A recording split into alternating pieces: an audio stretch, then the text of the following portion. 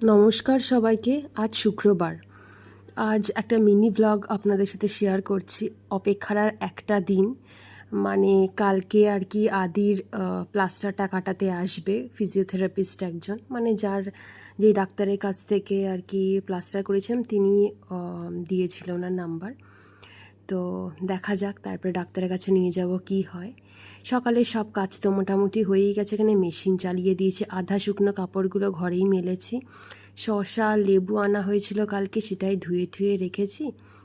আর রাতের জন্য না পকোড়া ভেজেছিলাম, আর কিছুটা পকোড়া দিয়েই আর কি গ্রেভি মতন করব সস টস দিয়ে রুটির সাথে খাওয়ার জন্য। আর দুটো পকোড়া ঝাল ছাড়া বাঁচিয়ে রেখেছি আদির জন্য।